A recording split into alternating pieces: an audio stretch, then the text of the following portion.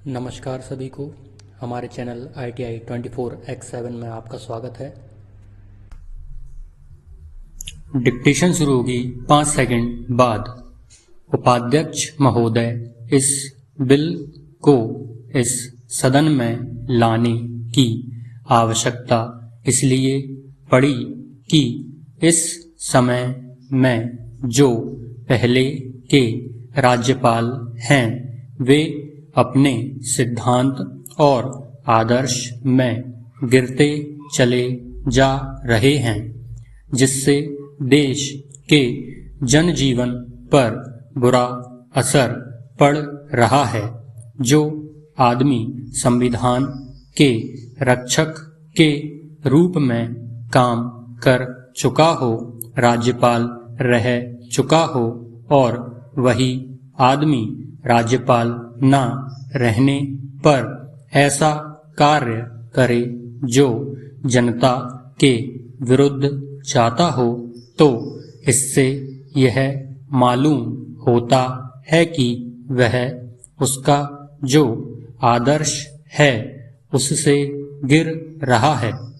उनके सामने हमेशा यह आदर्श रहना चाहिए कि अधिक लोगों का हित हो और हम लोक राज्य की स्थापना कर सकें, जैसा कि हमने अपने संविधान में कहा है।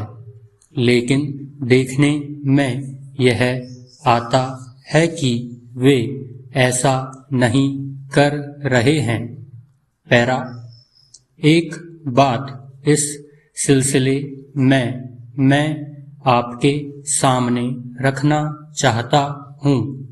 जब यह कानून बना था उसमें यह बात शामिल थी कि जो लोग दबे हुए हैं, जिन जिन लोगों का शोषण होता है, उनको कुछ सुविधा मिले, उन्हें कुछ राहत मिले और इस प्रकार से उनका जीवन स्तर ऊंचा हो।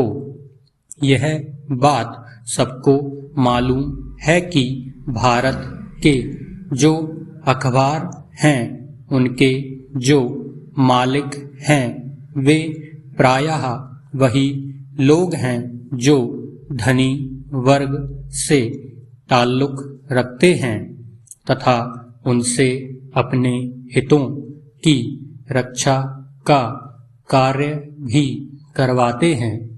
इस कानून के बनने से उनको ऐसा लगा कि हमारे जो हित हैं उनको धक्का लगेगा और कर्मचारी को कुछ ज़्यादा देना पड़ेगा। उन्होंने इस कानून को, जिसे इस सदन ने पास किया था, चुनौती दी और वे कोर्ट में गए और वहाँ पर भी हम यह देखते हैं कि उस मुकदमे की पैरवी करने के लिए एक आदमी जो कि राज्यपाल के इस पद पर कार्य कर चुके हैं जाते हैं। पैरा, राज्यपाल के पद पर रहने पर तो हम जन कल्याण की भावना का समर्थन करें, लेकिन उस पद को छोड़ने के तुरंत बाद ही हम उसके विरुद्ध कार्य करें तो इससे यह सिद्ध होता है कि हमारे जो राज्यपाल हैं वे राज्यपाल की इज्जत को धक्का लगा रहे हैं, क्योंकि राज्यपाल ऐसे आदमी नियुक्त किए जाते हैं जिनका बड़ा सम्मान होता है और जो काफी पढ़े लिखे होते हैं और देश के नेता होते हैं। स्टॉप।